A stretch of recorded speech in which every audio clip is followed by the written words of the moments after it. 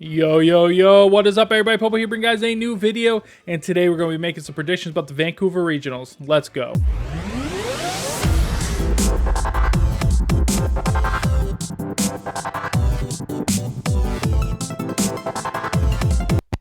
Welcome, everybody, and we have a regionals again. Let's go. This weekend is the Vancouver Regionals. This is going to be an exciting time. We're going to see how the meta has evolved over the last month.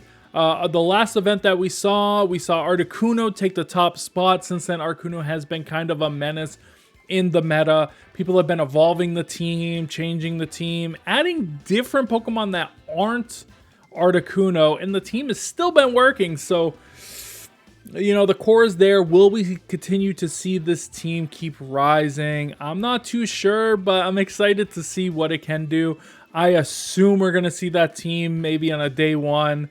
Like the streams on day one, I should say.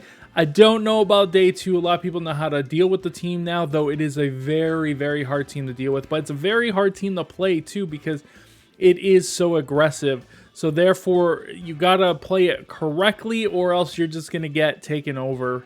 But yeah, let's just get right into doing this. Of course, we have our what I think our prediction for day one is going to be. We have some underused Pokemon, and then we got them hot takes.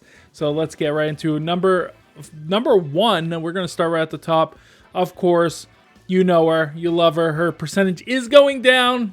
It is Fluttermane. I mean, this Pokemon is still super strong. It is getting caught up from some of the other Pokemon that we'll see, and we have seen it drop to as low as number 6 on the day 2 rating. So will Fluttermane remain up there? I don't know, but going into day 1, I think it will still be the most used Pokemon, though a lot less than what has been seen recently. The win percentage on this thing in recent online events has not been super high, so I'm expecting it to stay kind of low. And I think that'll go into day 2. We'll see a lot less of these. This might be the 7th, 8th. Does it drop out of the top 10? I'm not too sure, but we'll have to wait and see for that. But yeah, number 2 is the Pokemon that's been catching up to it very quickly. Raging Bolt. We all thought Ogerpon Wellspring was going to be the one that overtakes the Fluttermane, but recently it has been this Raging Bolt. It has so many different sets that you can use. It's really strong. It has a priority move. Its stats are as good as restricted legendaries. This thing is absolutely insane, and it's going to continue to be insane. Assault Vest, you know, leftovers, you know, booster energy. These things are going everywhere and just wreaking havoc, and we're going to continue to see that. And one of his favorite partners that helps him even be bulkier is, of course, that Incineroar. Incineroar just intimidates all of its opponents. He goes for the Snarls. Therefore, your opponent's not outputting damage like they would like to. And you can take advantage of that by just being able to either Calm Mind, or you can just sit there and just get incremental damage and just outpace your opponent. It can do a lot of things, this combo right here. It's one of the reasons why Fluttermane is dropping down, is that Snarl, and then, you know, the Incineroar does put pressure onto the Fluttermane with the Thunderclap as well. So it's really interesting to see how this thing has been evolving over the meta, because it started off good, and then it dropped a little bit, and then it became great. So I'm excited to see the next level of this Pokemon. I think it's going to win the whole event. I'm going to be honest. That's not even on the hot takes. It's going to win the whole event. All right, and the next Pokemon, number 4, we got Ogerpon Wellspring dropping down quite a bit. I think it's starting to lose some of the steam in the meta. It's still up there. I'm putting it at 31. It might be closer to like 38. But its win percentage hasn't been super good on the online tours, so I think a lot of people are just dealing with it a lot better. Plus, you know, once again, we got that guy, Raging Bolt. So it's really hard for your opponent to be able to overcome the Raging Bolts when you can't even hit it for decent damage. Yeah, you can redirect its priority attack, but if it just goes for Thunderbolt or Draco Meteor, you're pretty much just done. Or if you go for a super passive turn like Follow Me, and they have the Calm Mind set, then you can be super punished by that. So you definitely don't want that to happen either. So yeah, I think that is gonna be where that sits. Going into number 5, we have Landorus Eye. Landorus Eye is a great way to deal with 3 of these top 4 Pokemon, right? It really puts a lot of pressure on Fluttermane, especially if it terastallizes. It does a ton of damage, if not one-shots our boy up there, our Raging Bolt, and it also one-shots a lot of Incineroars if they're not Assault Vest. So the thing just outputs a lot of damage, puts a lot of pressure on a lot of Pokemon, and is relatively fast, especially for what the meta is right now. The Tailwind teams have been dropping down. We haven't seen as much Trick Room, so this Pokemon is poised in a really good position. And one of the Pokemon that does counter is that Wellspring, but with the Wellspring dropping down, you know, these Pokemon are often used on the same team as well. So I think we will see it. And the last but not least on this list is Urshifu Rapid Strike. This thing has been rising in usage and win percentage. We have seen this thing just become better again than the Single Strike that took over for quite a while. It's not good into the Raging Bolt, but when paired with something like the Raging Bolt, it's able to output a lot of damage into your opponent without them really having a comeback for it. With the Wellsprings dropping a bit, it is more free to go with the Surging Strike, especially with that Choice Scarf. And it's just taking KOs like it used to. Even without the rain, it's still doing really well. Or it's just putting enough damage on your opponent to where you can finish it off with your bulkier Pokemon like that Raging Bolt or that Incineroar or even the Amoonguss. It's just a really good Pokemon right now, and it one-shots Fluttermanes, one-shots Incineroars. It just does a lot into this meta, so really, really good Pokemon at the moment. And it's just interesting to see the flip-flops of these Urshifus, to see how the meta has been evolving and switching and changing and all that stuff. It's really cool. It's really fascinating when you start to really, really look at it. So, and next is going to be our underrated mon. So those are going to be the top 6. Get prepared. This is 100% accurate. Remember, all the stuff on here 100% happens. Underrated Pokemon. These are Pokemon that don't really have much usage that I think could be pretty good going into this event. I think Weezing is really good into a lot of the weather matchups, and there's a lot of those right now. So Weezing really takes control of those matchups. It's also really good with something like Raging Bolt. It's decent with Incineroar, especially if you put that ability shield onto him. You can get those Intimidates off on things that might not be able to be intimidated or things that have Defiant. It's just really, really good if you want to go Howl strats. You know, this also goes well with that because you can get the Howls up. You can bring in the Weezing after, and then you'll be able to still have those boosts. And, you know, you already used your ability capsule, so you already have that boosted speed. You don't really have to worry about that. So you can go with a lot of strategies like that. He can come in the front, he can go in the back. Out of context. And then also, you know, he just has the ability to change a whole matchup into your favor, especially when abilities are super important. Let's think of Ninetales. Ninetales is on a lot of teams right now, even teams that aren't running Snow particularly, because it wants to get that Aurora Veil up. So you can pair this thing with something like Ogerpon Hearthflame, right?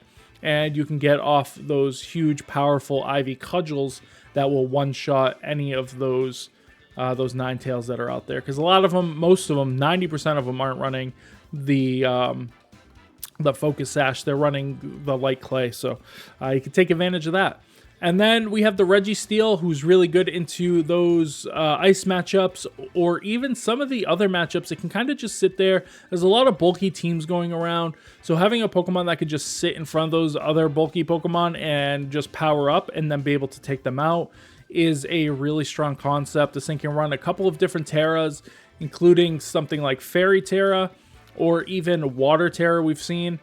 I don't like Water as much because you do have those the Raging Bolts out there, but it is a tough call. You can throw this thing on a Trick Room team. You can do a lot with it, so I think it might have some more usage going into this event. I think it might perform pretty well. Next, we have the Porygon 2. Porygon 2 is one of those Pokemon that's really good into that Ice team. It can set up the Trick Room, as well as just take a couple of Blizzards without having to be, like, concerned. So, I think we might see a rise in Porygon 2 and Trick Room teams in general. If you can kind of get Torkoal out while you have Porygon 2, you're going to confirm yourself, like, stopping the Ice, right? Because you can just lead with Torkoal and go for the Trick Room, and there's nothing they can do unless they bring something that has taunt or fake out in the beginning, and then even then, they can't stop both of them, and they can't put up their Aurora Veil either way. So you're just in a really good position at that point, and yeah, so I think Porygon 2 is really good, and in Torkoal with that as well. Next is Smeargle. Smeargle's just pretty good. It just hasn't had the results yet. It pretty much gets every move. It can get Spore. We've seen upper hand strats. We've seen a bunch of different things with this. Decorate is really good on it too. Coaching, stuff like that. You can even Baton Pass, I've seen. But it just hasn't had the results. It's kind of like one of those Pokemon, your opponent knows what they're going to do, especially in open team sheets. So they can kind of just work around it or play around it and just take advantage of it. And yeah, that's why he's kind of fallen off into the meta more than I thought he would. I thought he would be pretty decent. I didn't think he would be as good as he was back in the day, but maybe in a restricted format, he might start to see some more usage as the power level goes up. Pokemon that can do more utility stuff and play the roles of multiple Pokemon are sometimes better. So we could see maybe that this Pokemon will rise in usage in those cases, but it's yet to be seen. It's yet to be seen. And last but not least, we have Tyranitar. He's been on my list almost every single time, including the time that he actually got 9th. So I think Tyranitar is still really good. It's really good into that snow team, of course. It hits pretty much the whole team for super effective. He's just super, super bulky as well. If you throw that Salt Vest on with the sand, the thing ain't taking any damage. It outputs a ton of damage. You can even use Clear Amulet on it to allow it to just not get intimidated or its stat lowers in general. And it could just sit there and just throw rock slides, do some, high horsepowers, or, even Terra Fairy, Terra Grass, and do some damage that way too. So Tyranitar, I think he's good. I think he's good. I think he's hard to use, and that's why he's not really being used, but I think he is good. But let's get into the hot takes, boys. This is what everybody's here for. It's the hot takes, the 100% accurate on 100% of the time hot takes that I always have. And the first one is going to be Dondozo returns to the top 8. Apparently, there's been a Dondozo Ting-Lu team that's been going around. I don't think that's going to be the team that makes it. I think Dondozo is really good right now. It can block your stat boost from Howl. It also doesn't really get hit by the ice attacks. Freeze Dry, but then you have to lock into Freeze Dry, which can be taken advantage of in the back, especially if Dondozo can knock out a couple of the Pokemon. It just has really, really good matchups into a lot of the top Pokemon, especially with the drop in Ogerpon Wellsprings. So I think we could see Dondozo taking a rise again. I think it's going to get top 8. I think it's going to get top 8. I think it's good. You can run Yawn on there. Clear Amulet, you can run. Like, there's just a lot of things you could do with it. So, yeah, I think it's good. Number 2, a previous regional winner wins again. So I think somebody who's already won a regional, might not be this year, might not be this last 10 years, but I think that somebody who has won one in the past is going to win this tournament. We've seen a lack of a couple of trainers that we saw significantly last year. Like, where's James Beckman, right? Where's James Beckman? Is he just taking a break, maybe? I haven't heard anything about what he plans on doing with official events. If he's just doing kind of what Wolf is doing now, where he's just like, okay, I'm just going to go to the big 3 or the couple of big ones and then go to Worlds. I just want to take a break, focus on myself. Or is James Beck going to come back and win this? Where's Paul Chua? I haven't seen Paul Chua at all. So maybe one of these people are going to take the victory here. We could even see somebody like Riley, who was dominating at the beginning of the format and has kind of slowed down a little bit going into the second half. Maybe they come back and are able to take this. So Justin Tang, maybe Justin Tang's coming in and is going to take it. And it'll be interesting to see. But I think a previous regional winner will win this regional. Number 3, Fluttermane stays number 1 usage in day 2.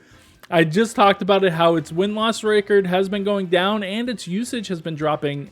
I said maybe even 7th, but I think Fluttermane's going to stay number 1. I think this thing is going to evolve. I think there's going to be something that just triggers it to be really good. Maybe there's a specific team. Maybe it's really good into that Dondozo Ting-Lu team. Maybe it just has that little bit of edge it needs. Maybe there's a new set that people are running, and now Fluttermane is just number 1 again. I think it's going to stay number 1 usage and day number 2. I don't know if it's going to win the whole thing. Call me crazy. And finally, number 4, Snow doesn't get top 16. I think Snow's going to fall all the way off. People have been able to deal with it. You know, people have been seeing it on ladder for the last few weeks, like nonstop. I'm sure that they've downloaded the rental, tried it themselves. They've had their friends try it, whatever it might be. And I just think it's going to take a huge drop going into this event. And yeah, I think Snow is just going to drop out of the top 16. It might get 17th. Might get 17th. Might get 23rd. Mark it down. It's going to get 23rd. We'll see on Monday. But yeah, I think just Snow is just going to drop out. And this is Snow in general. This does not mean the Articuno team specifically. This means any of the Snow teams, whether they're using Chen Pao with it or they're using Frostmoth. I saw a Frostmoth that does get wide guard, which is pretty good. But Frostmoth, all that stuff, I think it's all going to drop down. I think just people know how to deal with it. There's going to be a lot of counterplay to it. I just think the meta might have passed it now. And it might come back around to it by the time that this regulation is done. But yeah, right now it is past. But those are my hot takes. Those are my predictions. And those are my underused Pokemon. I hope you guys did enjoy this video. If you did, make sure that you guys thumbs it up. If you're not subscribed, make sure you do so. And I'll see you guys on the next one. Bye, everybody.